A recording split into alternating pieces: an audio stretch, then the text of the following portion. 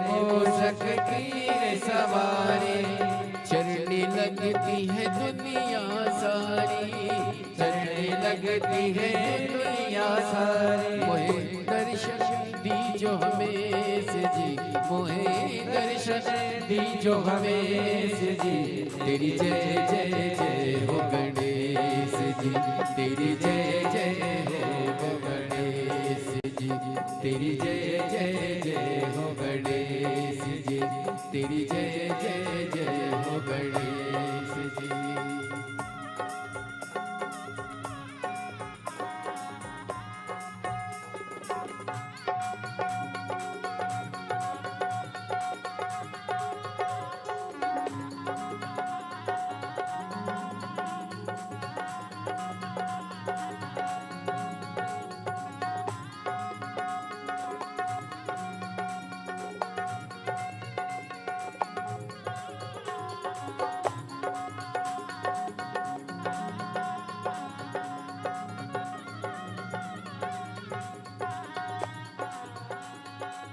सिमरू तुझे सब दुख मिट जावे, सिमरू तुझे सब दुख मिट जावे।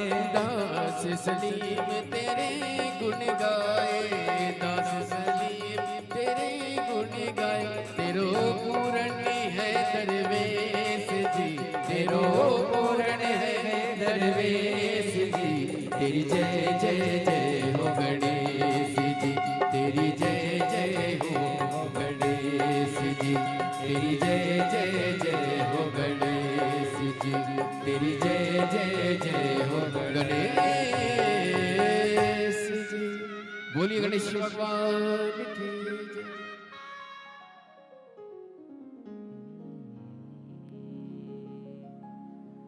वक्रतुंड महाकाय सूर्यकोटि समप्रभा निर्विघ्नं कुरु मे देव सर्वकार्येषु सर्वदा। या कुंदेन्दु तुषारहार धवला, या शौर्यवस्त्रावृता, या वीणावदंडमंडितकरा, या श्वेत पद्मासना। जोर से बोलो, हर जो बोले हर हर महादेव, मेरे महादेव उसकी झोली भर दो। जोर से बोलो हर हर श्री शिवाय। जय जय श्री राधे। पूज्य गुरुदेव का शुभ मंगल आगमन हो चुका है। सुंदर गुरु वंदना के साथ में आज कथा के हम सभी छठवें दिवस पे प्रवेश करेंगे। जय जय श्री राधे। हर हर महादेव। श्री शिवाय नमस्तुभ्यं। गुरुर् ब्रह्मा गुरुर्विष्णु गुरुर्देवो महेश्वरा, गुरुर् साक्षात् परब्रह्म तस्मै श्री गुरुवे नमः। गुरु में संसार समाया, उनका ही आशीष पाया। गुरु में संसार समाया, उनका ही आशीष पाया। प्रभु ने खुद से भी पूछा, गुरु का स्थान बताया। प्रभु ने खुद से भी पूछा, गुरु का स्थान बताया। गुरुवर तो ज्ञान के सागर है, इनसे ही जन्नत है। ये गुरुवर तो ज्ञान के सागर है, इनसे ही जन्नत है।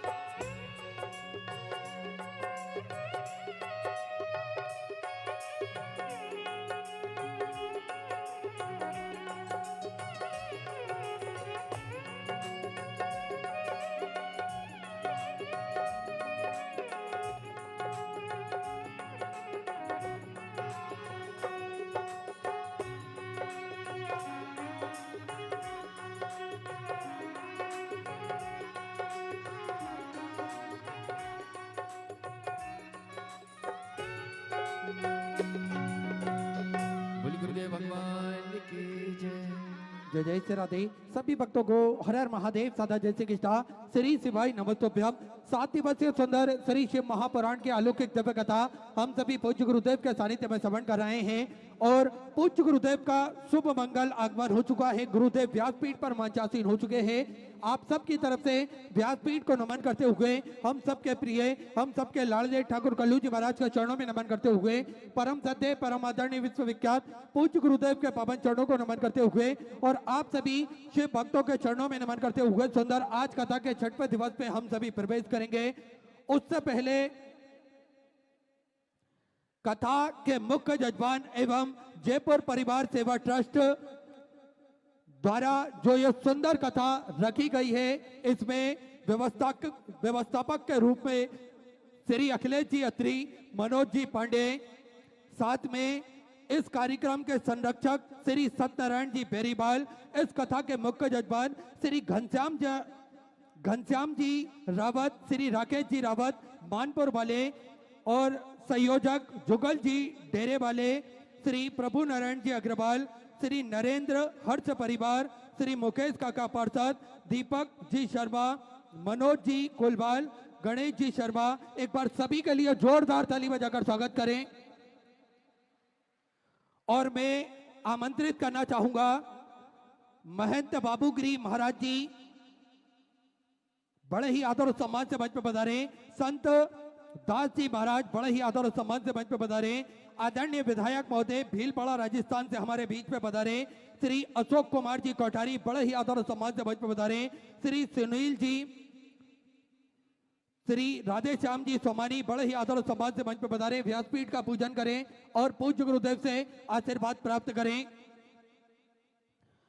और देखिए, जीप पर जब तक बाबा भोलेनाथ की कृपा ना हो तब तक इस पृथ्वी पर, इस दुनिया में, संसार में कोई भी कार्य संभव नहीं हो सकता। हम सभी देवाधिदेव महादेव के चरणों के दास हैं। उनकी कृपा दृष्टि के साए में ही अपना जीवन यापन करना चाहते हैं। हम सभी महादेव के मंदिर जाएं, देवालय जाएं, भगवान का जल अभिषेक करें और अपने मन की बात, अपने हृदय की बात हम महादेव से कह सकें। बड़ा ही सुंदर और सरल तरीका हम सभी को पूज्य गुरुदेव ने बताया। एक लोटा जल सारी समस्याओं का हल। एक लोटा जल लेकर हम पास के मंदिर जाते हैं, देवालय जाते हैं, भगवान का जल अभिषेक करते हैं तो निश्चित ही सारी समस्याओं का निदान तो निकलता है।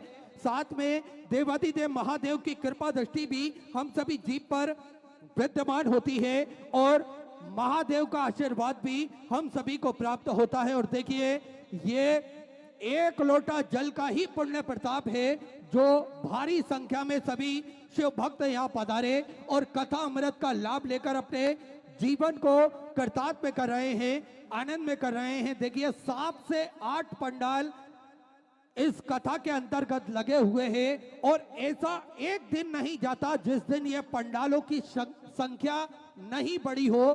प्रतिदिन हजारों लाखों स्क्वायर फीट ये पंडाल बढ़ाए जाते हैं ताकि के भक्त बड़े ही आराम से बैठ सके और कथा अमृत का लाभ ले सके। लेकिन भक्त भी महादेव के भक्त हैं जो ना रुकते हैं ना थकते हैं और वो पंडाल से कई ज्यादा बाहर संख्या में वो निकल जाते हैं। तो ये केवल और केवल महादेव की कृपा है। और किसी ने बड़ा ही सुंदर कहा है आप सभी शिव भक्तों के लिए कि जब शिव भक्त किसी भी बात को ठान लेते हैं, किसी भी बात को मान लेते हैं तो निश्चित ही कायनात को खुद झुकना पड़ता है उसके आगे, क्योंकि शिव भक्तों का रेला ही ऐसा होता है। और किसी ने बड़ा ही सुंदर कहा है, उम्र थका नहीं सकती, ठोकरें गिरा नहीं सकती, अगर जीतने की जिद हो तो परिस्थितियां हरा नहीं सकती। और यही आज हम सभी ने देखा। देखिए, गर्मी जयपुर राजस्थान की इस पावन धरा पर अपने ही स्वभाव में चल रही है,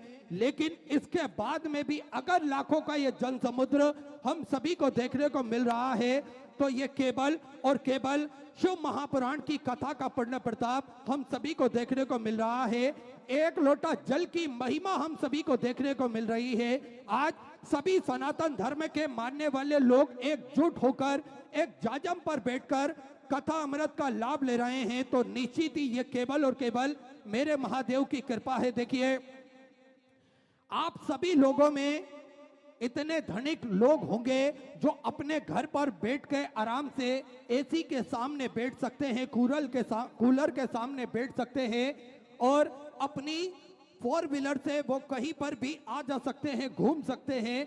लेकिन मेरे भोलेनाथ की कृपा आप देखिए, भोलेनाथ की भक्ति आप देखिए कि ये सभी लोग हजारों की संख्या में, लाखों की संख्या में आते हैं और ये कई किलोमीटर दूर से पैदल चलने को पसंद करते हैं, धूप गर्मी सहन करने को पसंद करते हैं, लेकिन भोलेनाथ की कथा को छोड़ना ये इनके मन में नहीं है। तो ये केवल जो पूज्य गुरुदेव ने हमें अपनी अमृतमय वाणी में जो सरलता के साथ में शिव महापुराण की कथा श्रवण कराई है, निश्चित ही कहीं ना कहीं ये हम सभी के हृदय में विराजमान हुई और हम सभी के हृदय में बैठी और कहीं ना कहीं हम सभी को भी ऐसा लगता है कि स्वयं गुरुदेव के रूप में मेरे महादेव आकर हम सभी को आदेश दे रहे हैं। मेरे महादेव गुरुदेव के रूप में आकर हम सभी को मार्ग बता रहे हैं।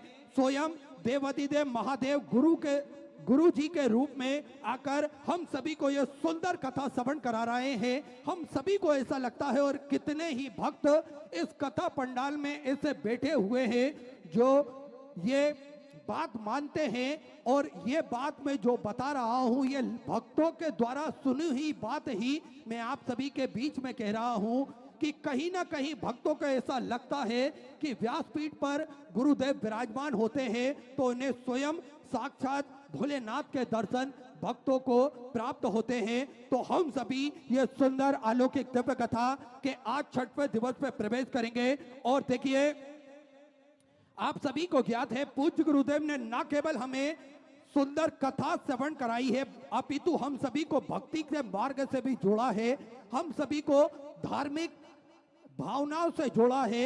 हम सभी को पूज्य गुरुदेव ने बताया है कि किस सरलता के साथ में हम सामाजिक क्षेत्रों में भी कार्य कर सकते हैं, हम किस सरलता के साथ में भक्तों के लिए सेवा का कार्य कर सकते हैं। तो यही कार्य निरंतर सुचारू रूप से भक्तों द्वारा करे जाते हैं, जिसमें पूज्य गुरुदेव ने जो बीड़ा उठाया है भक्तों द्वारा इसमें बढ़ चढ़कर सभी को सहयोग प्राप्त होता है। तो आप सभी को ज्ञात है शुद्धपुर नगरी सीहोर की पावन धरा पर विशाल कुबेरेश्वर धाम की स्थापना होने जा रही है। ये एक ऐसा धाम बनने जा रहा है जो 12 ज्योतिर्लिंग के मध्य में केंद्र में स्थापित होगा। कंकर शंकर की यह पावन धरा, कंकर शंकर की यह पावन भूमि जप स्थली है, तप स्थली है, साधना स्थली है, आराधना स्थली है।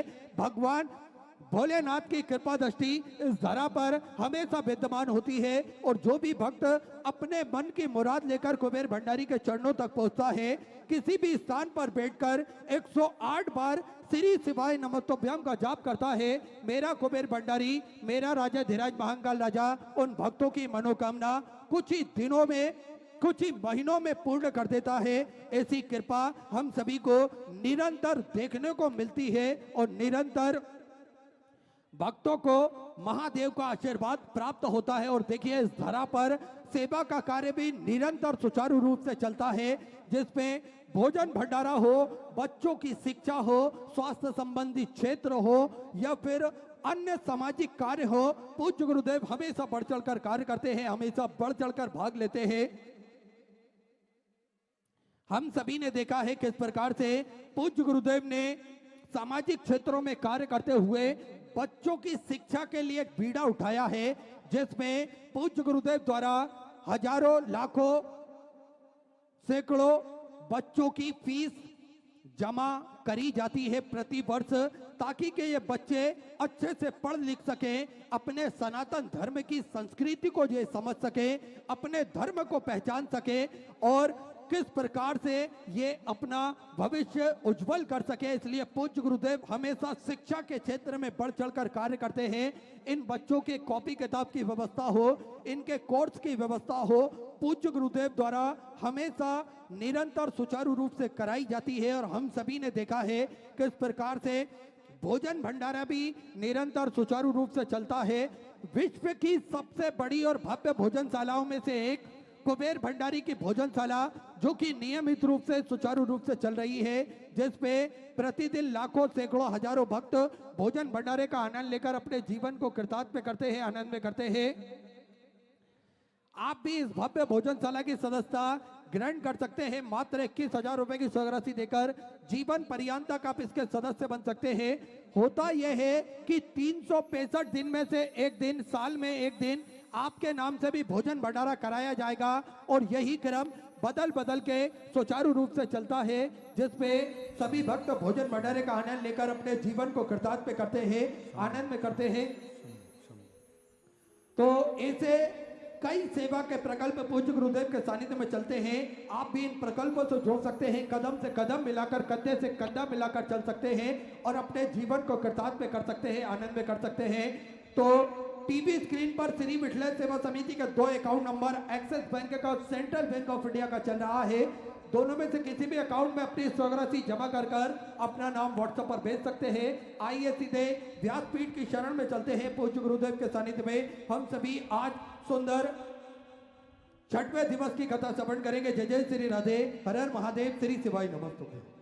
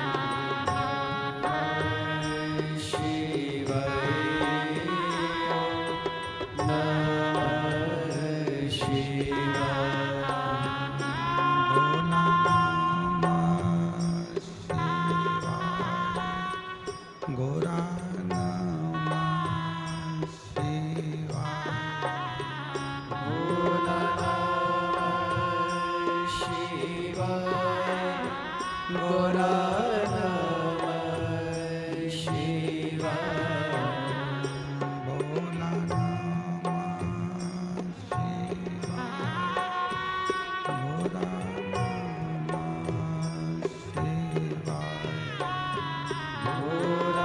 नमः शिवाय गौरा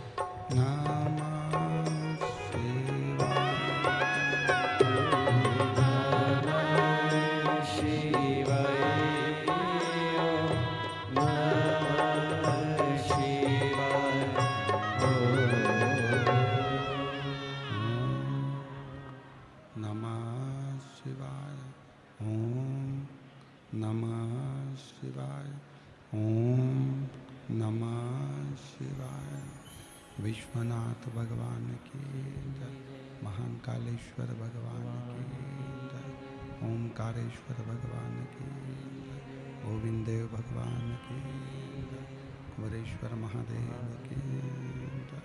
हर हर महादेव, हर हर महादेव, हर हर महादेव। भगवान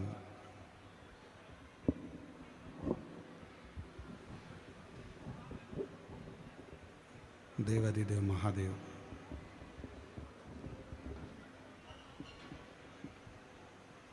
भगवान शिव, जिनकी पुनीत पावन पवित्र शिव महापुराण की कथा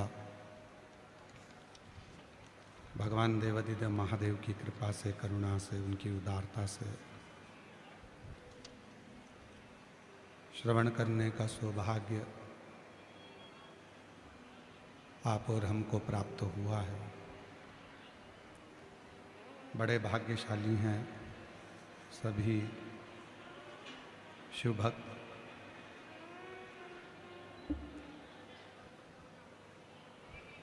जो इस क्षेत्र के नवरात्रि के अवसर पर भगवान शिव की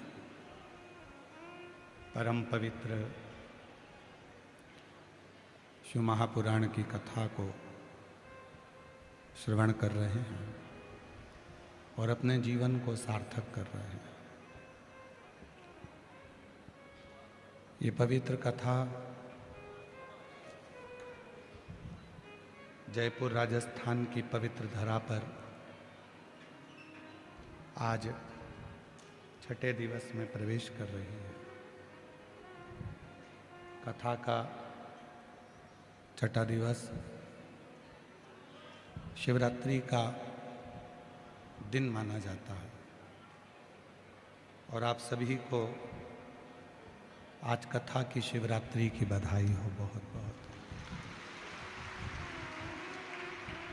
कथा में जयपुर परिवार सेवा ट्रस्ट के तत्वाधान में मुख्य व्यवस्थापक श्री अखिलेश शास्त्री जी, श्री मनोज पांडे जी एवं कार्यक्रम के संरक्षक श्री सत्यनारायण बेरीवाल परिवार, मुख्य यजमान श्री घनश्याम रावत जी, श्री राकेश रावत जी मानपुर वाले, कार्यक्रम के संयोजक श्री जुगल डेरेवाले जी, श्री प्रभु नारायण अग्रवाल जी, सह यजमान श्री नरेंद्र हर्ष परिवार एवं समस्त जयपुर परिवार सेवा ट्रस्ट, उत्सव यजमान मुकेश काका पार्षद जी, मनोज कुलावल जी, दीपक शर्मा गोल्यावाद जी, श्री गणेश शर्मा जी। एक बार सभी के लिए जोरदार ताली बजाकर साधुवाद, वंदन जिन्होंने इस पवित्र पावन शिव महापुराण की कथा को दिव्यता प्रदान करी एवं इस पवित्र कथा के मुख्य यजमान पद ग्रहण करा। मैं बेरीवाल परिवार को और रावत परिवार को बहुत बहुत साधुवाद देता हूं कि शिव की कृपा से आपने ये पवित्र अवसर प्राप्त किया।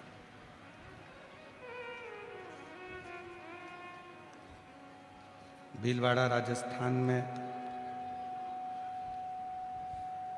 जो कथा 8 अप्रैल से 14 अप्रैल तक है, दोपहर में 2 बजे से 5 बजे तक,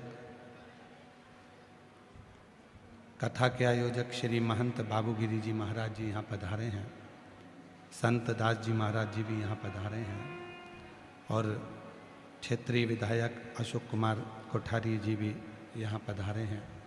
उन सभी को मैं बहुत बहुत साधुवाद देता हूँ जिनके यहाँ पर इतनी दिव्य और भव्य कथा भीलवाड़ा राजस्थान में होने जा रही है। एक बार विधायक महोदय के लिए और यजमान परिवार के लिए जोरदार ताली बजाकर उनका स्वागत करना। तेरी कृपा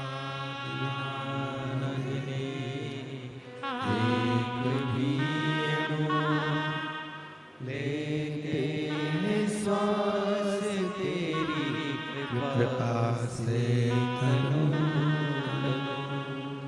बखान क्या करूं मैं राखो के ढेर का चपटी बबूत में खजाना कुबेर का। हे गंगाधार मुक्तिदार ओंकार भोले ओंकार तू आयो शरण तिहारी शंभु तार तू। शिव की कृपा से, भगवान शंकर की करुणा, उनकी उदारता से ये कथा मिली। आज भगवान शिव की परम पवित्र पावनमय अवसर, मानव शरीर को शिव के करीब में कैसे लेकर जाया जाए और ये मानव शरीर भगवान शंकर की विरल भक्ति कैसे करे।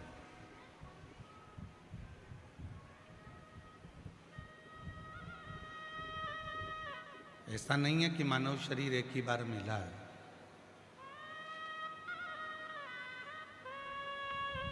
ना जाने कितने कितने जन्म आपके हमारे हो चुके हैं।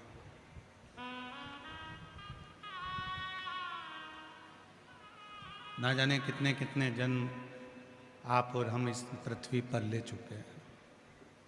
कोई ये नया जन्म नहीं है आपका और हमारा।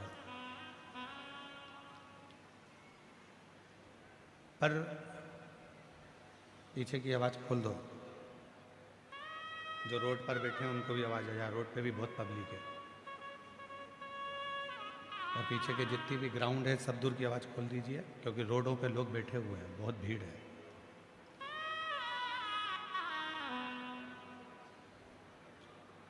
बार बार ये जन्म नहीं होता। जन्म और मृत्यु का जो प्रपंच है इससे छूटना है।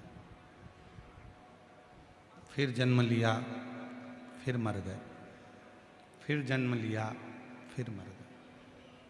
पुनरपि जननम पुनरपि मरणम के प्रपंच जो है, इससे छुटकारा कैसे है, इससे छूटा कैसे जाए। तो शिव महापुराण में स्वयं तुमरुका जी ने चंचुला देवी से कहा कि मृत्यु लोक में, संसार सागर में केवल एक साधन है, वो है भगवान शंकर की भक्ति। तुमरुका जी कहते हैं चंचुला देवी केवल संसार सागर में एक है शिव की भक्ति, फिर वो वापिस मृत्यु लोक में जन्म नहीं देती है। शिव अपना बनाकर अपने चरणों में सदा सदा के लिए रख लेते हैं, सदा।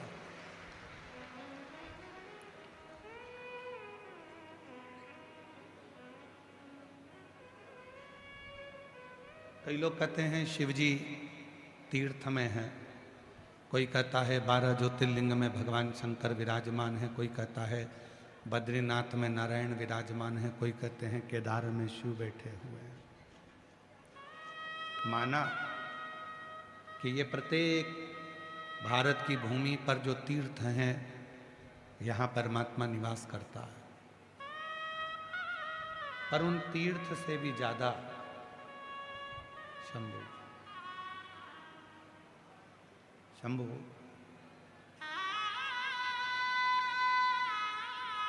पर उन तीर्थ से भी ज्यादा परमात्मा यदि कहीं निवास करता है तो वो आपके दिल में निवास करता है, आपके हृदय में निवास करता है।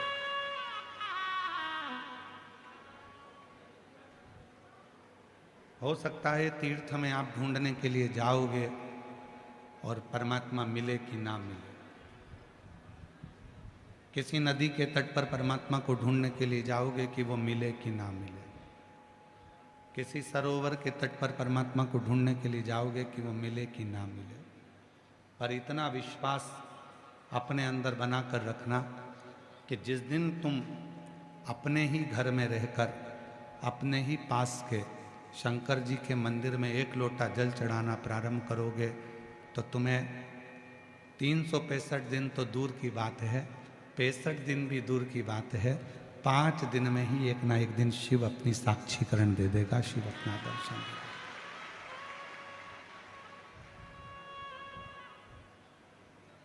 वो असली स्वरूप में मेरा भोले बाबा कभी नहीं आता। मेरा शंकर, तुम सोचो कि अपने स्वरूप में गले में नाक पहनकर, मृगछाला पहनकर, जटा बांधकर, चंद्रमा लगाकर, गंगा सिर पर रखकर आ जाएगा तो नहीं आ सकता, बिल्कुल नहीं है।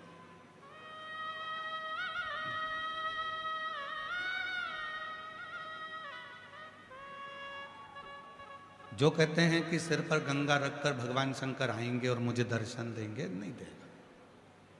जो कहते हैं कि डमरू लेकर भगवान आएंगे और दर्शन देंगे, बिल्कुल नहीं आएंगे। कोई कह दे कि सांप गले में पहनकर भगवान आएंगे और मुझे दर्शन देंगे, नहीं देगा। दर्शन कैसे देगा? आपकी माता के रूप में, आपके पिता के रूप में, आपके कोई इष्ट मित्र के रूप में।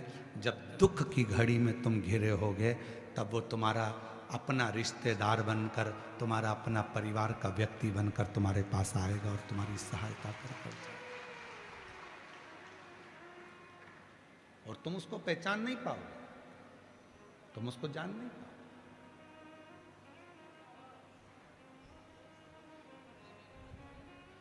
जैसे जीते जी अपने माँ बाप को नहीं पहचान पाते, जैसे जीते जी अपनी पत्नी को, अपने पति को, अपने रिश्तों को नहीं जान पाते, उसी तरह तुम परमात्मा को नहीं पहचान पाते।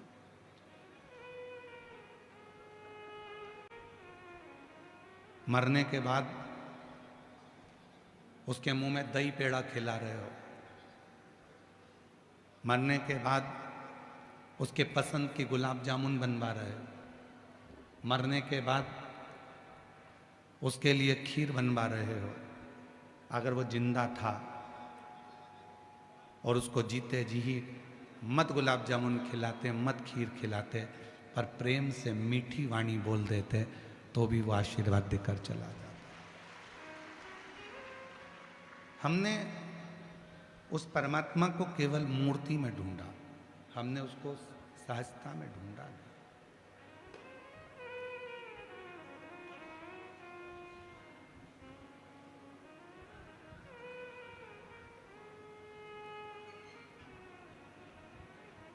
प्रत्येक जीव में, इसलिए शिव महापुराण की कथा कहती है कंकर में शंकर। ये जो शब्द निकला है कंकर में शंकर है, ये पहले लोग नहीं निकालते थे। अब दुनिया के लोगों को समझ में आ गया कि कंकर में शंकर है। आप कहीं पर भी बैठकर एक कंकर उठाकर भी उसको शिव मानकर उससे अपने दिल की बात कहते हो तो वो सुन लेता है, वो सुनता है। कंकर में शंकर, प्रत्येक जीव में परमात्मा, प्रत्येक जीव। हमारे निखिलेश जी एक भजन की लाइन बड़ी सुंदर गुनगुनाते हैं कि फूलों में ढूंढा तुझे, फूलों में ढूंढा तुझे, माला में पाए, फूलों में ढूंढा तुझे, कलियों में पाया, और फूलों की खुशबू में भोले बाबा का ठिकाना है। हम जगत में उसको ढूंढ रहे हैं, हम हर जगह पर उसको जाकर ढूंढ रहे हैं, पर उसका ठिकाना तो खुशबू में है, सुगंध में।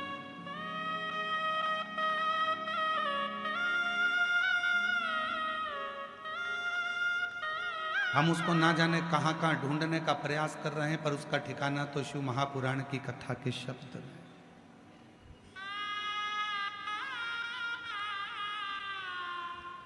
जो लोग सीहोर आते हैं कंकर शंकर की पूजन करने के लिए, रुद्राक्ष लेने के लिए, हम उनसे एक बात कहते हैं, यहाँ से लेकर जाना तो दिल से लेकर जाना, ये समझकर लेकर जाना कि तुम्हारा शिव तुम्हारे साथ जा रहा और तुम्हारा दुखड़ा हरने के लिए जा रहा, तुम्हारी तकलीफ हरने के लिए जा रहा, तुम्हारा कष्ट हरने के लिए। यहाँ कई माताएं ऐसी बैठी हैं जो अपने साथ में कंकर शंकर को लेकर चलती हैं। कई बैठी होंगी जिनके प्लेट में कटोरी में कंकर शंकर विराजमान। कई माताएं, कई भाई, कई जीजी, कई जीजा, कई बेटियां, कई बेटा, कई मेरे बुजुर्ग माँ बाप ऐसे बैठे हैं जिनके गले में रुद्राक्ष पड़ा हुआ है। एक रुद्राक्ष उसके गले में पड़ा है, उसको क्या लगता है कि मेरे गले में रुद्राक्ष है। और शिव महापुराण की अगर विद्येश्वर संहिता को पढ़ा जाए तो स्वयं शंकर पार्वती जी से कहते हैं कि ये रुद्राक्ष नहीं है, ये मेरा स्वरूप है, और जिसके गले में रहता हूँ उसकी रक्षा का भार मेरे ऊपर रहता है, उसकी रक्षा का भार मेरे ऊपर। ये केवल रुद्राक्ष नहीं है, ये मेरा प्रतिबिंब स्वरूप है, ये मेरा स्वरूप।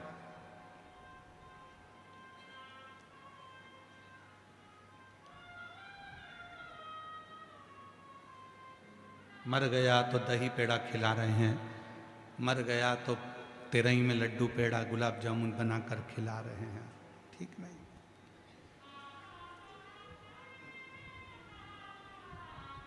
मर गया तो अस्थि की पूजन करी जा रही है, राख को भी पूजा जा रहा है, पर जिंदा था तो क्यों नहीं पूजा, जीवित था तो सम्मान क्यों नहीं दिया। कभी प्यासे को पानी पिलाया नहीं, फिर अमृत पिलाने से क्या, कभी गिरते हुए को उठाया नहीं, बाद आंसू बहाने से क्या। फिर बाद में नेत्रों से नीर बहाओ कि मैंने छोड़ दिया। जैसे जयपुर की इस पवित्र धरा पर शिव महापुराण की कथा चल रही है, आज कथा का छठा दिवस है। कल कथा सवेरे 8 बजे से 11 बजे तक जयपुर के इस पंडाल में हो जाएगी, टीवी पर 2 बजे से 5 बजे तक आएगी, कथा विराम हो जाएगी। और कई लोग जयपुर के और आसपास क्षेत्र के बाद में पछतावा करेंगे, अपने पास में कथा हुई, झोली भरकर मैं लेकर नहीं आ सकी, मेरा शिव आया था, अपने मन की बात कह ना सकी, बाद में पछतावा, आज नहीं।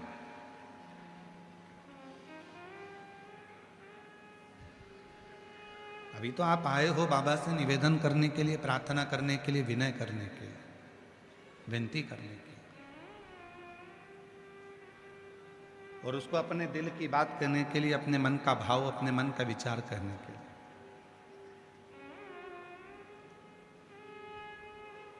शिव का भक्त, शिव साधक शिव की आराधना करने वाला, शंकर की साधना करने वाला, माँ आद्य शक्ति की आराधना करने वाला, माँ आद्य शक्ति की साधना करने वाला किसी से कोई कामना नहीं रखता। कामना रखेगा जो भगवान शंकर का भजन करने वाला है, जो भगवान शंकर की साधना करने वाला है, जो भगवान शंकर का स्मरण करने वाला है, वो इंसान से कोई कामना नहीं रखता, वो भगवान से कामना रखता, वो शिव से कामना रखता। जो देगा तो मेरा भोले बाबा ही देगा, जो देगा तो मेरा शिव ही देगा, जो देगा तो मेरा शंकर ही देगा। रिश्तेदार नातेदार को कौन दे रहा है? वही दे रहा है। एक सुंदर प्रसंग है शिव महापुराण का, बहुत सुंदर प्रसंग।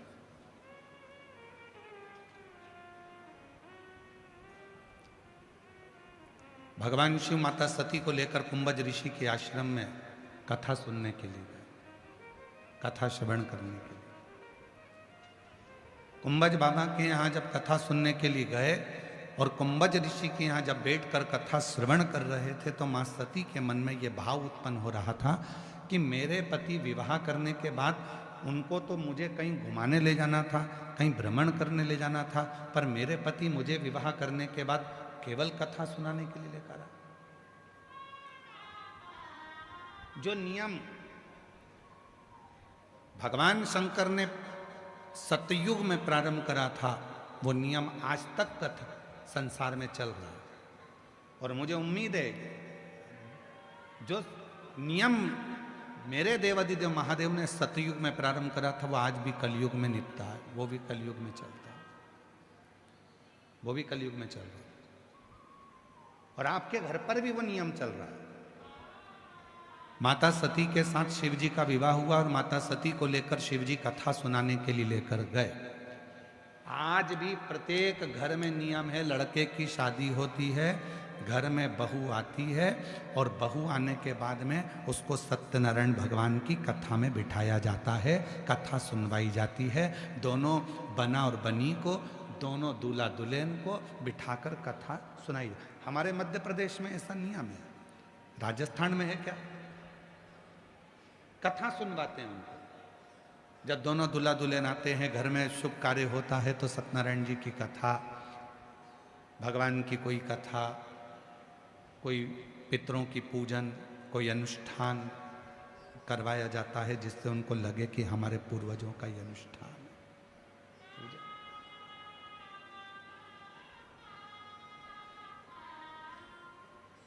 ले गए भगवान शंकर माता सती को कथा सुनने के लिए। कुंभज बाबा के आश्रम में बैठ गए कथा सुनने के लिए, और माता सती के दिल में ये बात आ रही है कि मेरे विवाह के बाद तो मुझे ले जाना था कोई घूमने के लिए, मेरे विवाह के बाद तो मुझे लेकर जाना था कहीं हिल स्टेशन पर घुमाने के लिए, पर विवाह के बाद मुझे मेरे पति लेकर आए हैं कुंभज ऋषि की यहाँ कथा सुनने के लिए, कथा श्रवण करने के लिए। सती ने मन में ये विचार करा कि मेरे पति भी मुझे कहाँ लेकर आए, इससे तो अच्छा है कि मेरे प्राण ही चले जाते, मैं जलकर भस्म ही हो जाती तो अच्छा था। शिव महापुराण की कथा कहती है, सती माता ने मन में सोचा कि मेरा शरीर चले जाता, और शिव जी कथा सुनते सुनते क्या विचार कर रहे हैं कि मुझे राम जी का दर्शन हो जाता। कुंभज ऋषि को हंसी आ गई। बाबा कुंभज ऋषि मुस्कुराए, हंसे। भगवान कुंभज ऋषि को बड़ी हंसी आ गई, और कुंभज ऋषि जैसे ही मुस्कुराए, जैसे ही हंसे, तो शिव जी ने पूछ लिया कि तुम हंस क्यों रहे हो? तो भगवान कुंभज ऋषि ने शंकर भगवान से कहा, मैं जानता हूँ कि तुम मुझसे पूछ रहे हो कि मैं हंस क्यों रहा हूँ, पर इस लीला को तो तुम भी जानते हो कि मेरे हंसने का कारण क्या है, मैं क्यों हंस रहा हूँ, इसका कारण तो तुम भी जानते हो। तो शिव जी हंस दिए, और भगवान शंकर ने पूछा कुंभज ऋषि से, मैंने सुना है कि कथा सुनते समय जो मन में आता है वो मिलता जरूर है, मैंने जो मांगा क्या वो मुझे मिलेगा? कुंभज ऋषि कहने लगे, क्यों नहीं मिलेगा, पर सती ने जो मांगा है उसको भी मिलेगा। सती ने क्या मांगा? मैं जलकर भस्म हो जाऊं तो अच्छा। और शिव जी ने क्या मांगा? राम का दर्शन हो जाए तो अच्छा। दोनों की मुराद पूरी हो गई। बीच रास्ते में राम जी का दर्शन शिव जी को हो गया, और राम जी का दर्शन जैसे ही शिव जी को हुआ, सती मैया परीक्षा के लिए जाने लगी।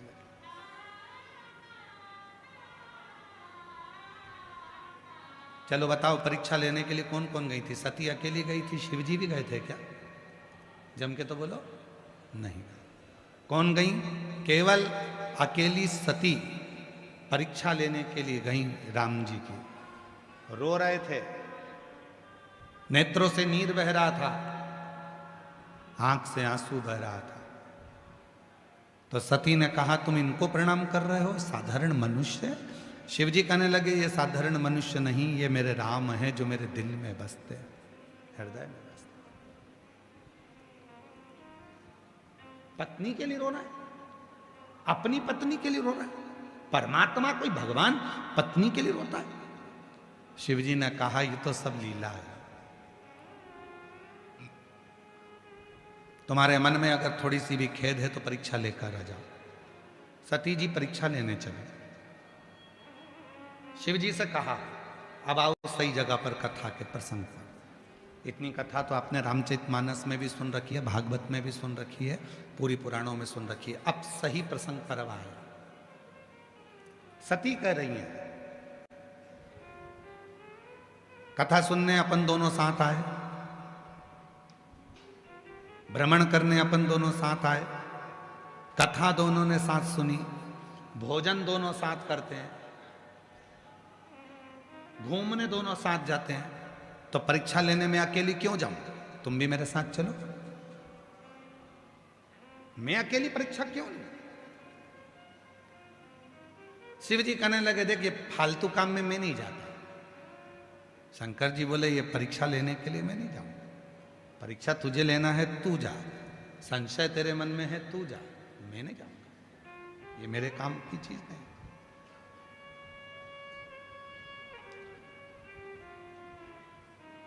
परीक्षा लेने मैं जाऊं? हाँ, परीक्षा लेने के लिए मैं नहीं जा सकता। जाओ तुम परीक्षा लो।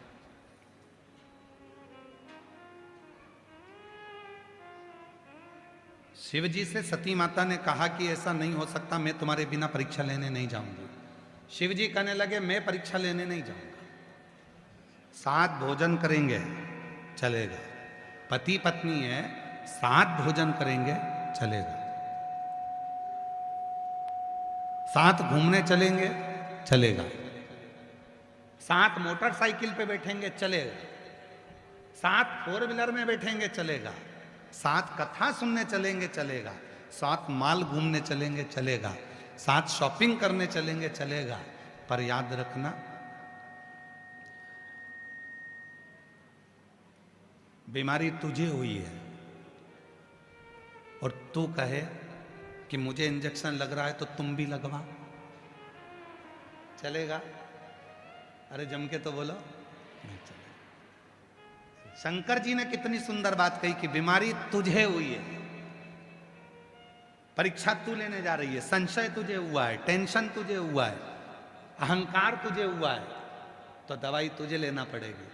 अब कई लोगों की आदत, अब तुम हॉस्पिटल में जाओ और पत्नी बीमार पड़ गई और पत्नी पति से कहे, जी अपन साथ में रोटी खाते थे, साथ में रहते थे, साथ में घूमने जाते थे, साथ में ससुराल जाते थे, साथ में शॉपिंग पे जाते थे, साथ में मॉल जाते थे, साथ में ये काम करते थे, साथ में वो काम करते थे।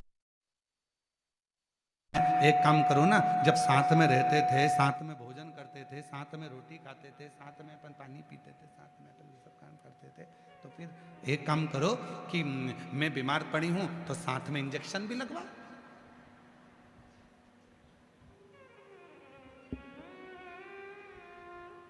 दवाई भी साथ में लो। कितनी माताएं बैठी हैं जिनके पति साथ में इंजेक्शन लगवाते हैं, और कितने पति बैठे हैं जिनकी पत्नी साथ में बैठकर दवाई खाती हो। पति बीमार है तो पति भी दवाई खाएगा और मैं भी खाऊंगा।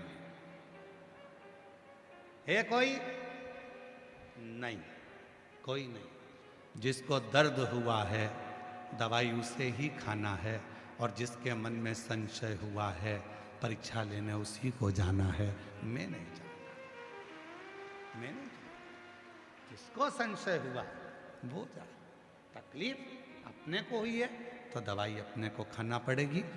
खुजाल अपने हाथ में चली, अपने को खुजाना पड़ेगा। छींक अपने को आई है तो अपने को छींकना पड़ेगा। छींक तुम्हें आ रही और तुम पति से कह रही छींको छींको। अब पति बेचारा 2 घंटे से मुंह खोल के बैठा, छींको। तो पति बोले मुझे छींक आई नहीं रही, तो मुझे तो आ रही है ना, तुम छींको।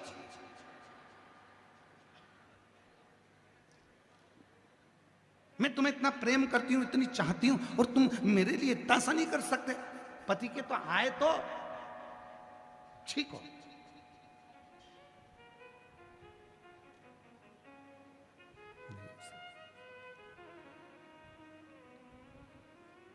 दर्द अपने को है तो दवा अपने को खाना है। कष्ट अपने को है, दुख अपने को है, तो 1 लोटा जल चढ़ाने अपने को ही मंदिर जाना है, कोई दूसरा नहीं, कोई दूसरा। कई लोग कहते हैं तुम हमारे पास में आओ, हम तुम्हारे लिए ये वाला अनुष्ठान करेंगे और तुम एकदम ठीक हो जाओगी। हम शिव पुराण कहती है, हम शंकर पर विश्वास करने वाले, हम किसी के ऊपर भरोसा करने वाले नहीं, हम शिव पर भरोसा करने वाले।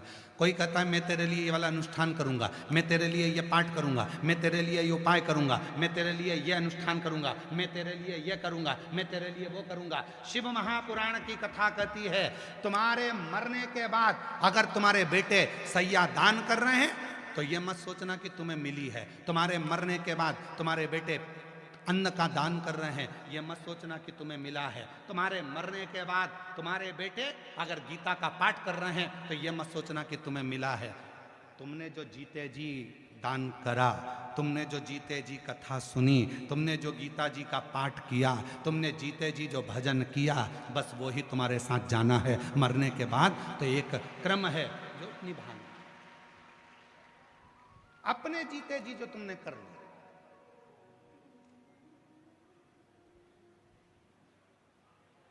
मर गई अम्मा, ट्रेन में बैठ के हरिद्वार ले जा रहे हैं इत्ते से लोटे में भरकर, और सियोर वाला बाबा कहता था लोटा भर के जल चढ़ा रहे हो, लोटे में खुद पहुंच गई, लोटे में, पर जल नहीं चढ़ाया।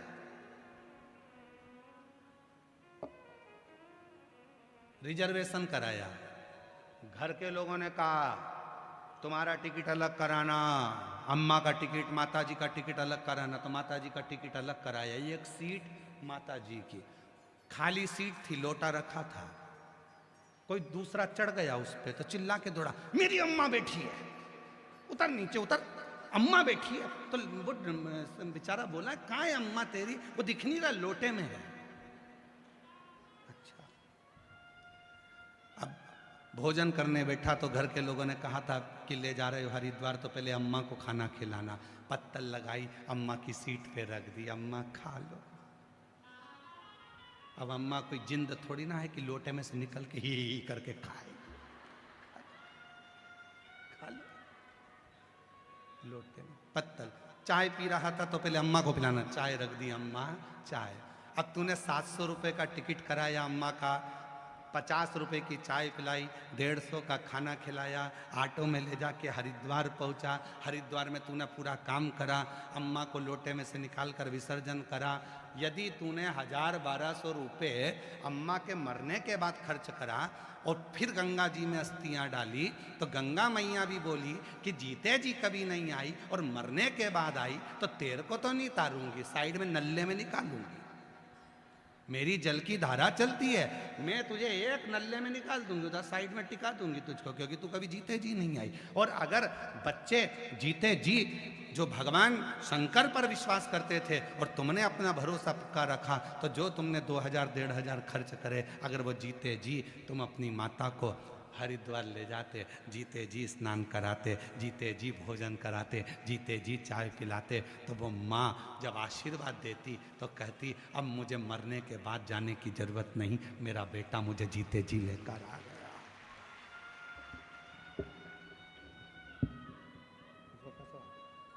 मेरा बेटा मुझे जीते जी लेकर आ गया, अब मुझे जाने की जरूरत नहीं।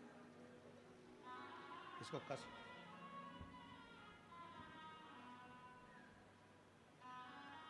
मेरा बेटा लेकर आया। और कभी प्यासे को पानी पिलाया नहीं, बाद अमृत पिलाने से क्या फायदा। कभी गिरते हुए को उठाया नहीं, बाद आंसू बहाने से क्या फायदा। हम जीते जी तो सम्मान नहीं कर रहे, हम जीते जी तो आदर नहीं दे रहे, हम जीते जी तो सत्कार नहीं कर रहे, मरने के बाद क्या विचार कर। शिव पुराण कह रही है अपना दुख किसी से मत कहो, अपनी तकलीफ किसी से मत कहो, लोग हंसेंगे, ताना कसेंगे। पहले सेठानी बनकर घूमती थी, अब जगत में रोती फिर रही है, किसी से नहीं कहना है। एक कहना अपने बाबा से, अपने बाप से, अपने पापा से, अपने पिता से। दूसरा कहना अपने पति से, दूसरा कहना अपने पति से, और तीसरा कहना मेरे शंकर ओ घरदानी त्रिकालदर्शी कैलाशी विनाशी शिव से, और किसी से नहीं, किसी से नहीं। सती मैं परीक्षा लेने के लिए नहीं जाऊंगा, सती कर रही है। अपन दोनों साथ भोजन करते थे, साथ पानी पीते थे, साथ घूमने जाते थे, साथ कथा सुनी है, तो परीक्षा भी साथ लो। शिव जी बोले ना ना ना ना ना ना, बीमारी तुझे हुई है तो इलाज तू करवा, मैं नहीं जाऊंगा। अहंकार तेरे मन में प्रकट हुआ है, अभिमान तेरे मन में आया, तृष्णा तेरे मन में, परीक्षा लेने का भाव तेरे मन में आया, मैं नहीं जाऊंगा, मैं नहीं। ठीक है,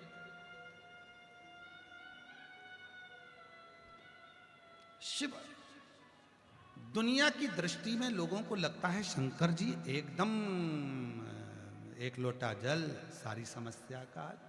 शिव इतने सरल। महाराज, जो व्यक्ति जितना ऊंचाइयों पर बैठता है ना, उसको उतना गंभीर होना पड़ता है।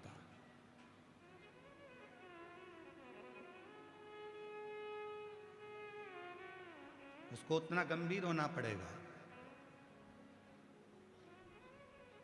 जो व्यक्ति जितनी ऊंचाइयों पर बैठता है उसकी उतनी आलोचना होती है।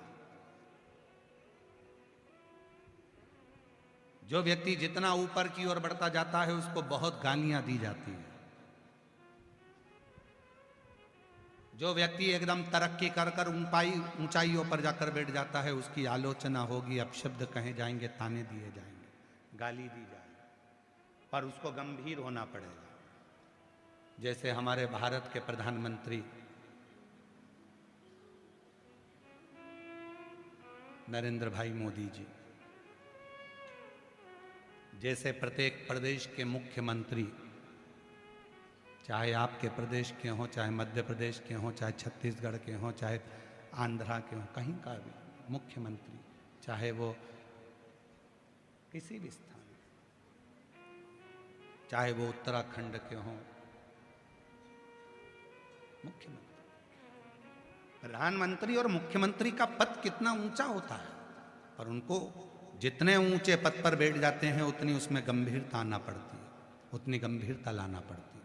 उनको मालूम है ऊपर बैठेंगे, उन्नति की सीढ़ी पर चढ़ेंगे तो लोग गालियां बहुत देंगे, आलोचना बहुत करेंगे, अपशब्द बहुत कहेंगे, ताने बहुत देंगे, ना जाने क्या क्या कमेंट्स करेंगे, ना जाने क्या क्या लिखेंगे, पर जितनी ऊंची कुर्सी पर व्यक्ति बढ़ता जाता है उतनी उसमें गंभीरता आती जाती है, उतना उसमें बल उत्पन्न होता जाता है। ये आलोचना सुनने का, ताने सुनने का, अपशब्द सुनने का जवाब कम देता है, सुनता बहुत है। जिसमें जो बढ़ गया, तुम्हारे घर में तुम्हारा पद बढ़ा है, तुम सास हो तो तुम्हें गंभीर होना पड़ेगा, तुम ससुर हो तुम्हें गंभीर होना पड़ेगा, घर में बच्चों की शादी हो गई, तुम मम्मी पापा की जगह सास ससुर बन गए, तुम्हें गंभीर होना पड़ेगा। आलोचना होगी, पद बढ़ा, सास के पद पर बैठ गए तो आलोचना होगी तुम्हारी, ससुर के पद पर बैठ गए तो आलोचना होगी तुम्हारी। ऐसा नहीं कि आलोचना नहीं होगी, दादा दादी बन गए तो आलोचना होगी तुम्हारी।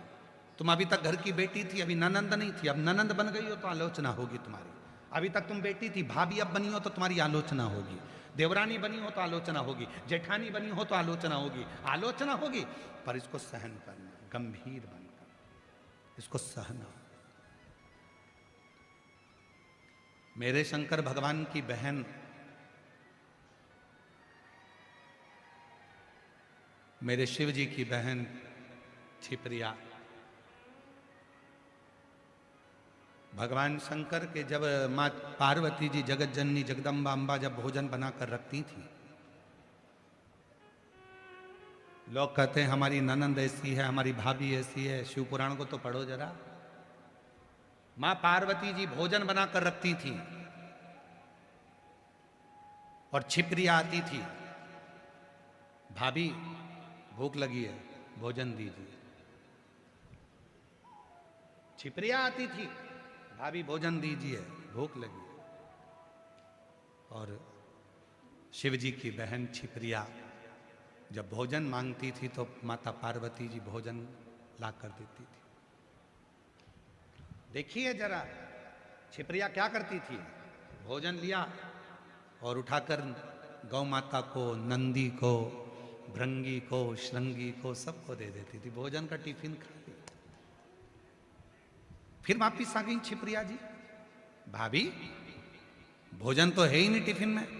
भाभी ने देखा तो टिफिन में भोजन तो अब भी तो बना कर रखा था। पार्वती जी ने मन में सोचा, ननंद जी हैं, इनको दान करना बहुत अच्छा लगता है, तो सारा भोजन दान कर आई होंगी। मैं अब भी बना कर लाई, ननंद जी अब भी लाई। गई अंदर, भोजन बनाया, ताजा भोजन ला कर दिया। छिप्रिया ने वो उठाकर वापिस नंदी को, गाय को, शंगी को, भृंगी को सबको दे दिया। भाभी भोजन एक दिन में मां पार्वती माता को दिन भर में 1000 बार भोजन बनाना पड़ता था और 1000 बार माता पार्वती के चेहरे पर मुस्कुराहट होती थी। तब छिप्रिया ने कह दिया, भाभी तुम केवल पार्वती नहीं हो, तुम अन्नपूर्णा हो। आज से जगत में तुम्हारी पूजन हो। एक ननंद ने भाभी की पूजन करा दी, आज से तुम अन्नपूर्णा हो, सारे जगत में अन्नपूर्णा की पूजन होगी। और सुनो भाभी, जैसे तुम मुझको अन्न का दान देती हो, एक दिन ऐसा आएगा मेरे भाई शिव तुम्हारे दरवाजे पर भिक्षा मांगने के लिए आएंगे। और अन्नपूर्णे सदा पूर्णे शंकर प्राण वल्लभे, स्वयं शिव, स्वयं शंकर, स्वयं ओघड़दानी मां अन्नपूर्णा के दरवाजे पर जाकर भिक्षा मांग लेते। स्वयं शिव, स्वयं शंकर, स्वयं त्रिकालदर्शी, कैलाशी अविनाशी।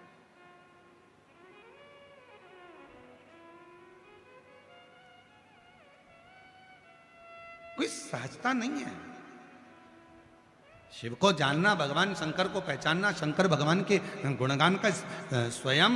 और देखो एक बहन कैसी होती है, उस बहन का भी जरा स्मरण करिए।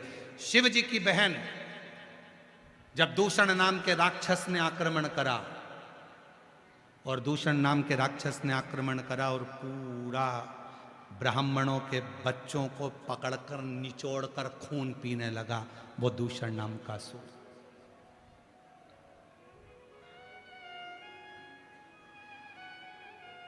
महाकाल वन, 2 वन है, 2 वन का स्मरण, 2 वन का स्मरण करिए। देखिए एक निवेदन करें, अगर आप लोग स्वीकार करें तो बोलो।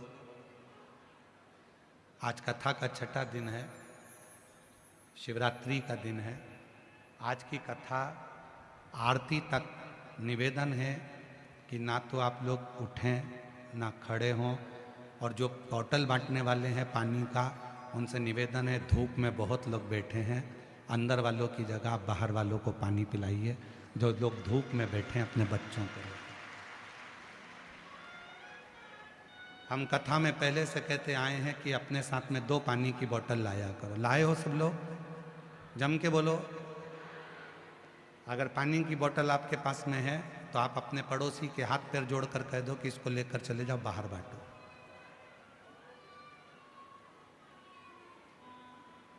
3 घंटे की कथा में आप इतना पानी भी नहीं पियोगे, क्योंकि पानी पियोगे तो आपको बाहर जाना पड़ेगा। इसलिए पानी भी उतना पियोगे जितना शरीर के लिए ठीक है। मिली है जयपुर में कथा, तो इसको दिल से सुन लो, हृदय से सुनो। आप लोगों को तो पंडाल के अंदर जगह भी मिल गई। हम कैमरे वालों से कहेंगे एक बाहर का नज़ारा दिखाना एक बार। जो लोग रोडों पर बैठे हुए हैं धूप में, अपना छाता लगाकर, बच्चों को गोदी में लेकर बैठे हैं, किसी को जगह नहीं मिली तो वो रोड के बाहर जहां यात्री का प्रतीक्षालय होता है, उस प्रतीक्षालय के अंदर बैठे हुए हैं।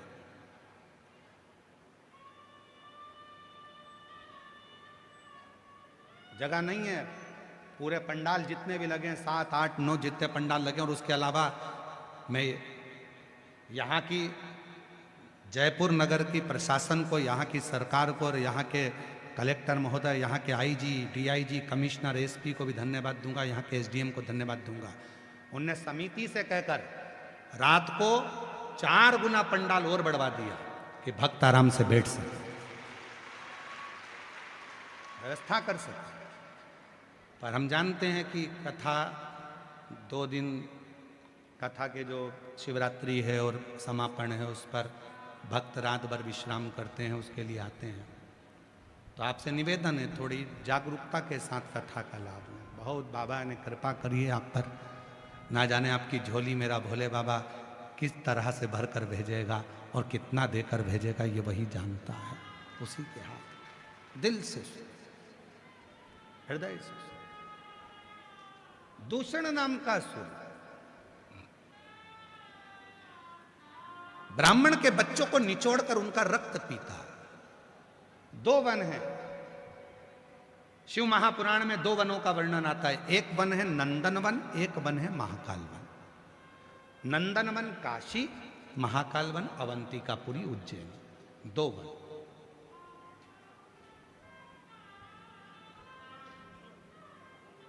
और दोनों वनों की विचित्रता है। काशी भगवान शंकर का घर, अवंतिकापुरी पूरी सृष्टि के राजा, महाकाल राजा, पूरी सृष्टि के राजा महाकाल। महाकाल वन में दूषण नाम के राक्षस ने आक्रमण करा और पूरा पृथ्वी को हिलाना प्रारंभ करा। ब्राह्मण के बच्चे मिलते थे, उनको निचोड़कर रक्त पी जाता था, खून पीता था, और ब्राह्मणों के बच्चों को निचोड़कर खून पीकर फेंक देता। हाहाकार मच गई पूरे पृथ्वी पर, सबने पुकारा दूषण कहाँ है? तो कहा भी तो महाकाल वन में रह रहा है। महाकाल वन में? हाँ। शिव की आराधना करो, साधना करो। जब जीवन में थोड़ा सा कष्ट आता है, तकलीफ आती है, दुख आता है, किसी का एक्सीडेंट हो जाता है, किसी को तकलीफ हो जाती है, तो कहा जाता है कि महामृत्युंजय का पाठ करो, महामृत्युंजय का अनुष्ठान करो, शिव संभाले। कष्ट आया है, शिव की साधना करो। कष्ट आया है, शंकर का भजन करो, शिव साधना करो, फलित हो। ठीक है, सबने शंकर भगवान को पुकारना प्रारंभ करा, आवाज लगाई, स्मरण किया, और ऐसी घोर साधना की सब ओम नाद में डूबने लगे। सब साधना।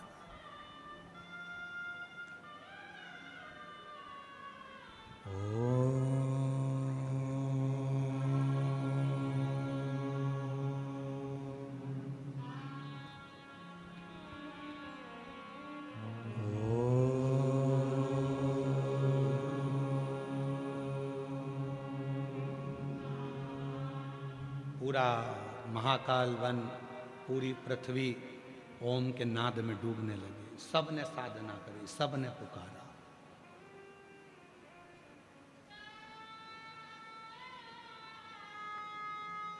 जब दुख आता है सबको एकजुट हो जाना चाहिए। कोरोना महामारी आई थी तो पूरा भारत, और भारत में निवास करने वाला चाहे ब्राह्मण हो, चाहे क्षत्रिय हो, चाहे वैश्य हो, चाहे शूद्र हो, भारत की भूमि पर निवास करने वाला चाहे किसी भी धर्म का हो और किसी भी वर्ण का हो, जब कोरोना महामारी आई थी तो मेरा पूरा भारत में रहने वाला एक एक व्यक्ति एक दूसरे के प्रति समर्पित हो गया था। समर्पण, एक हो जाओ, और यही राष्ट्र में होना चाहिए। भारत पर अगर तकलीफ आए, भारत में अगर दुख तकलीफ कोई भी अगर आती है, तो हम सबको, हमें ये नहीं सोचना है कि ब्राह्मण है कि क्षत्रिय है कि वैश्य है कि शूद्र है, ये कौन वर्ण का है कौन धर्म का है, हमें ये भी नहीं सोचना। हमें तो एक होकर उस दुख का सामना करना है, एक उस दुख से निपटना है।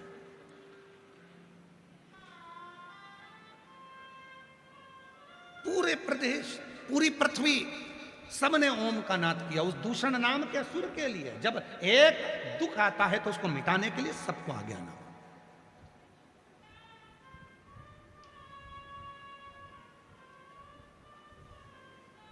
उस ओम का शब्द का नाद दुख को दूर करता है। आप भी हमारे साथ में 5 बार ओम का नाद करेंगे, ध्यान केंद्रित करेंगे, नेत्र बंद रहेंगे और एकदम लंबी सांस खींचते हुए प्रेम से आप खुद महसूस करेंगे उस ओम के नाद में कि मेरे पास मेरा बाबा ऐसा लग रहा है पास में खड़ा हुआ है। सब उच्चारण करेंगे साथ में।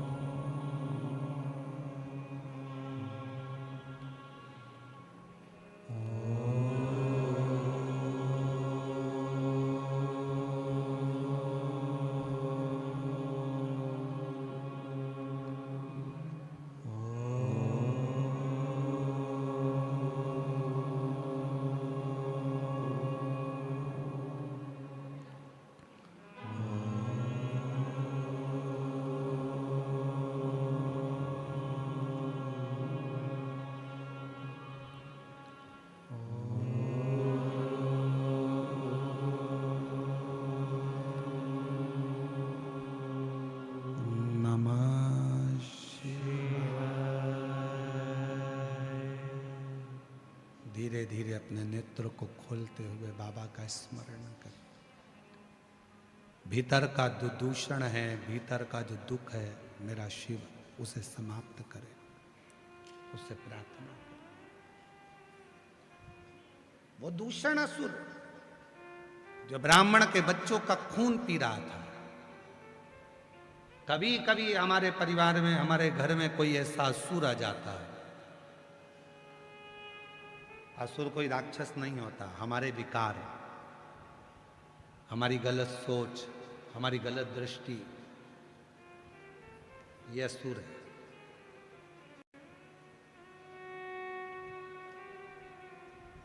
बेटी को खूब पढ़ाना है, बेटी को खूब पढ़ाना है, बेटी को खूब पढ़ाना है, और बहू कह दे कि मम्मा मुझे भी पढ़ना है, तो नानी याद आ जाती है। क्यों नहीं पढ़ाना? वो भी तो किसी की बेटी है ना। भारत सरकार एक काम करती है, बेटी पढ़ाओ बेटी बचाओ। सियोर वाला बाबा एक काम करता है, बहू पढ़ाओ और देश बचाओ। बहू को भी पढ़ाओ, उसकी भी एक मन की सोच है, उसको भी मन में आता है कि मैं भी पढ़ूं, मेरी ननद पढ़ती है, वो भी नौकरी करती है, तो मैं भी पढ़ूं, मैं भी उन्नति करूं, मैं भी तरक्की करूं। उसके भीतर की अच्छी सोच प्रकट करो।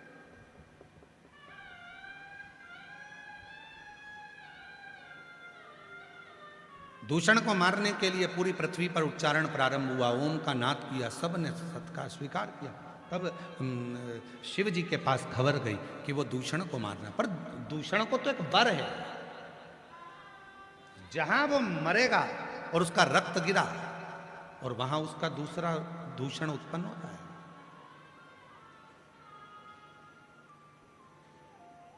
वो दूसरा दूषण उत्पन्न होगा तो और तकलीफ देगा। वो एक दूषण इतना परेशान कर रहा है तो दूसरा दूषण कितना परेशान करेगा।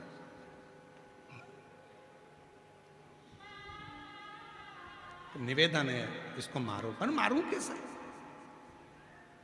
एक दूषण असुर इतना कष्ट दे रहा है तो दूसरा दूषण असुर कितना कष्ट देगा। जितनी रक्त गिरेगी उतना दूषण असुर उत्पन्न होता चले जाएगा, उतना परेशान करेगा। तब भगवान शंकर ने देवताओं से कहा कि तुम मेरी बहन क्षिप्रिया के पास जाओ, उसके जैसा दुनिया में कोई नहीं है।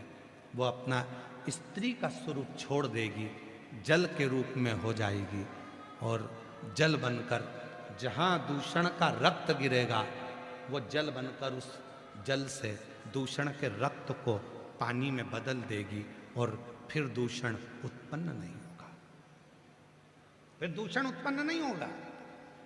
देवताओं ने जाकर क्षिप्रिया से निवेदन करा, हे क्षिप्रिया, आप गणेश जी की बुआ हो, कार्तिकेय की बुआ हो, आप मां जगत जननी जगदम्बा की ननंद हो, आप शिव की बहन हो, कृपा करो। क्या कृपा? जब भगवान शंकर दूषण नाम के असुर को मारे, दूषण का रक्त नीचे नहीं गिरना चाहिए, उसको पानी से धो देना। क्षिप्रिया ने कह दिया ठीक है, मैं आऊंगी, जल बनकर आऊंगी। शिव जी से कह दो जाओ दूषण नाम के असुर को मारे। शंकर भगवान चले गए दूषण नाम के असुर को मारने के लिए।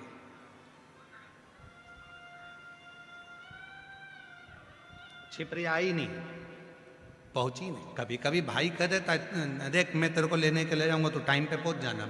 बहन भाई की झगड़ा इसी बात पे होता है कि वो टाइम पे बुलाए, ये टाइम पे आए नहीं, वो ऐसा बोले वो सुने नहीं, और फिर दोनों का झगड़ा फोन पर लगने दो, वो इसको गाली दे वो उसको गाली दे। बहन भाई का झगड़ा ही इसी बात। शिव जी ने दूषण नाम के असुर को मारा, रक्त गिरा। एक दूषण, दो दूषण, तीन दूषण, ऐसे करते करते 84 दूषण उत्पन्न हो गए। उन्होंने जो आतंक मचाना प्रारंभ करा, उन 84 दूषण ने पूरी पृथ्वी डोलने लगी। अब तो हो गया कल्याण, अब करें क्या, कुछ नहीं हो सकता। तब क्षिप्रिया आई। क्षिप्रिया ने कहा मैं आ गई, क्या करना है? देवताओं ने कहा बहुत देरी कर दी आपने आने में, 84 दूषण उत्पन्न हो गए हैं और शंकर भगवान अपना रूप नहीं रख सकते। शिव जी कभी रूप नहीं रखते, शंकर भगवान कभी रूप बदल कर नहीं आते। अब होगा क्या, ये दूषण मरेगा कैसे? क्षिप्रिया ने कहा चिंता मत करो, मैं इतनी बलवान हूं कि मेरे भाई के 84 टुकड़े कर सकती हूं। और क्षिप्रिया ने अपने जल का वेग बढ़ाया और जल का वेग बनाकर शंकर के प्रतिबिंब के 84 टुकड़े कर दिए और शंकर भगवान 84 रूप धरकर 84 दूषण का संहार कर दिए। आज उज्जैनी में 84 महादेव विराजमान है, ये उसी का प्रतिबिंब है। आज अवंतिकापुरी उज्जैनी में जो 84 महादेव विराजमान है, ये उसी का प्रतिबिंब है। और वो क्षिप्रिया आज भी क्षिप्रा के रूप में अवंतिकापुरी में निवास कर रही है। आज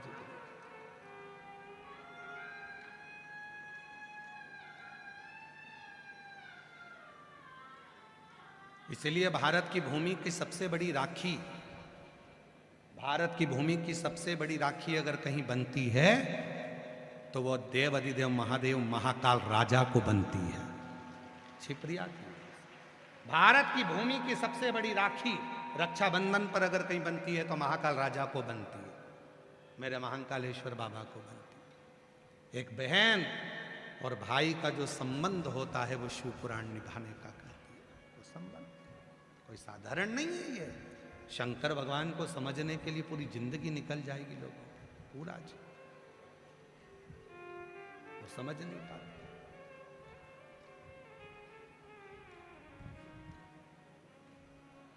मैंने तेरे ही भरोसे बाबा, तेरे ही भरोसे हवा बिच उड़ती जागी बाबा, डोर हथो छड़ीना में कटी जागी।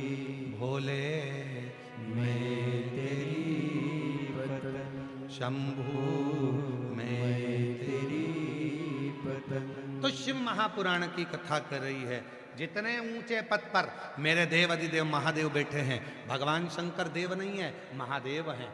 देवों में भी देव महादेव है। ऊंचे पद पर बैठे हैं, इसलिए वो गंभीर हैं, इसलिए वो सहते हैं दुनिया की आलोचना, दुनिया की गालियां, दुनिया के ताने, दुनिया के अपशब्द। तुम जब ऊंचाइयों पर बैठो तो तुम सहन करना सीख लो।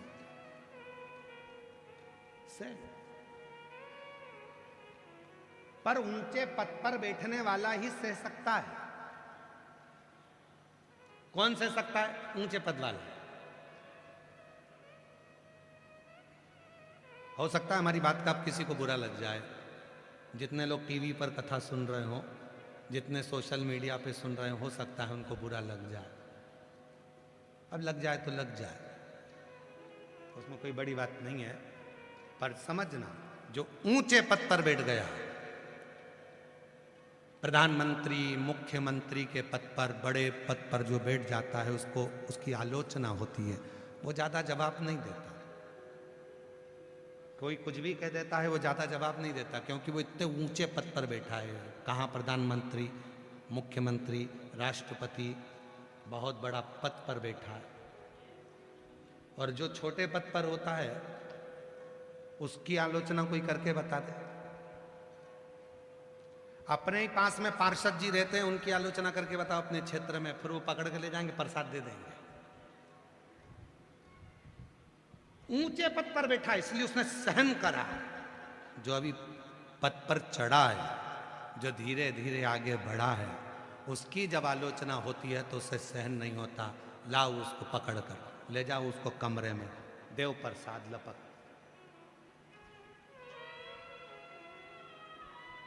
गंभीरता नहीं है, गंभीर।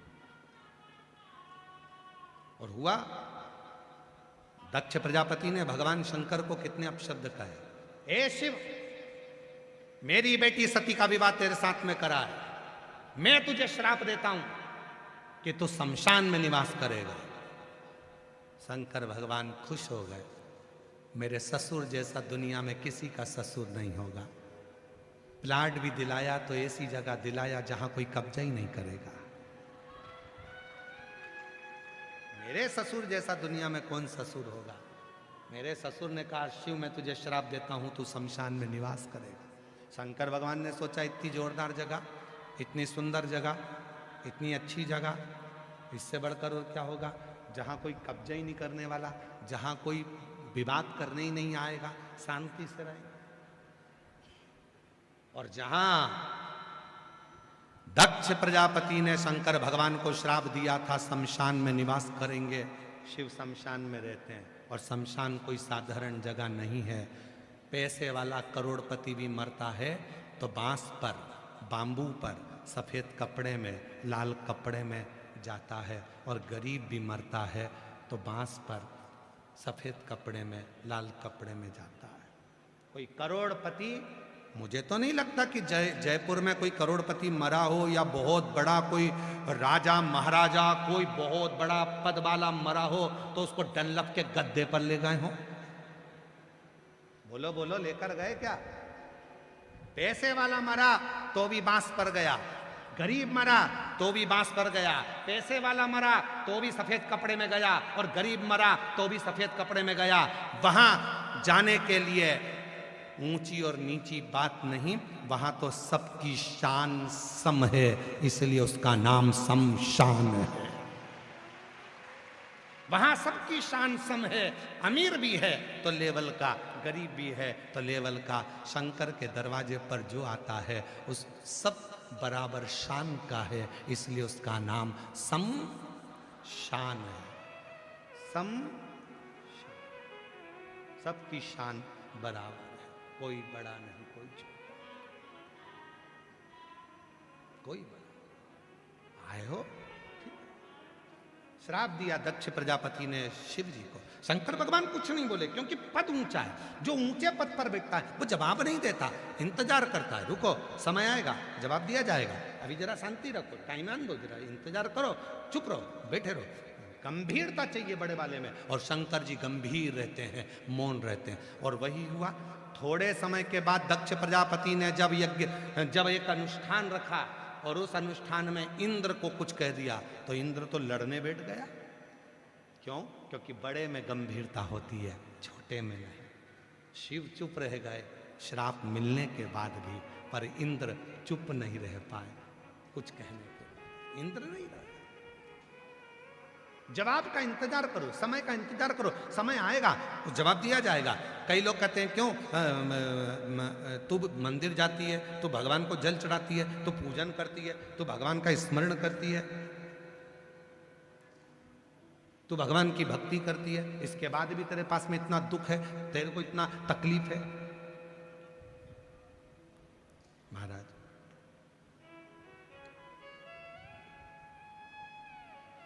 आएगा समय, इंतजार। एक पत्र है, अच्छा है।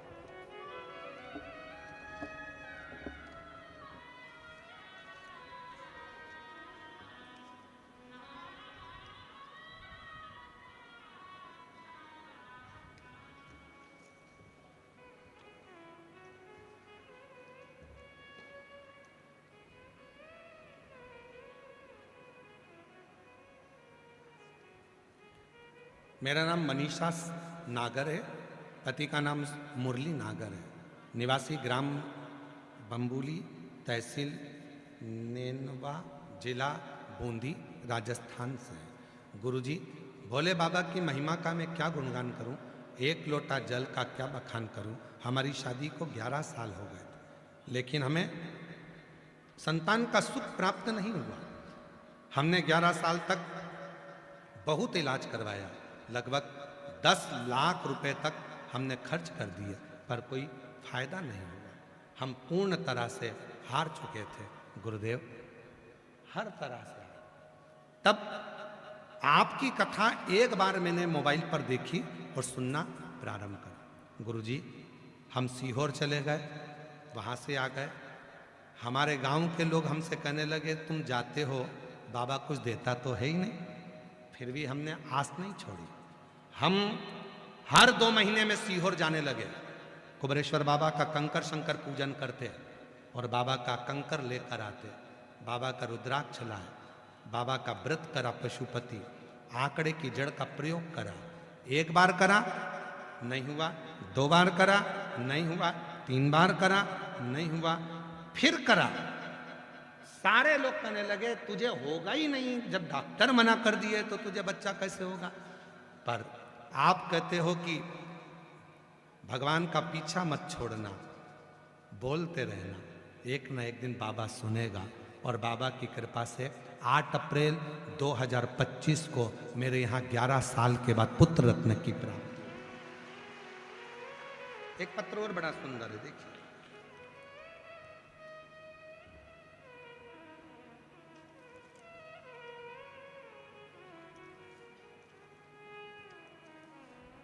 मेरा नाम, डॉक्टर ने मुझे यह कहा था कि 10 लाख में से एक हो जो बिना ऑपरेशन के तुम चल रही हो। तुम्हारा ब्रेन हेमरेज इतना ज़्यादा है कि तुम जीवित हो, यही बहुत बड़ी बात है। गुरुदेव, डॉक्टर ने तो ऑपरेशन का कहा था, पर हमने डॉक्टर साहब से केवल 3 दिन मांगे थे और 3 दिन मांगकर हम छुट्टी लेकर आए और हम लोग सीहोर पहुंच गए। वहाँ कंकर शंकर की पूजन कर कर रुद्राक्ष लिया, जल लेकर आ गए। रुद्राक्ष लाए, पानी में गलाती, शिव जी को चढ़ाकर जल पीना प्रारंभ करा। वापिस डॉक्टर के पास चली गई। डॉक्टर साहब, अब आप ऑपरेशन की तैयारी कर सकते हो। डॉक्टर ने फिर जांच करी तो कहा 28 दिन की गोलियां देकर देखते हैं, हमें लग रहा है कि तुम्हें थोड़ा सुधार है। 28 दिन की गोलियां देते हैं। 28 दिन की गोलियां डॉक्टर ने दे दी और 28 दिन बाद मैं जो रुद्राक्ष का जल पीती रही, शिव मंदिर जाती रही। विद्याधर नगर के स्टेडियम में मैंने कथा सुनी, वहाँ की मिट्टी भी पूरे सिर पर लगा ली और फिर पहुंची। 28 दिन पूरे कर कर डॉक्टर ने देखते से ही कह दिया तुम्हारा ब्रेन हेमरेज पूर्ण तरह से ठीक हो गया है, अब तुम्हें ऑपरेशन की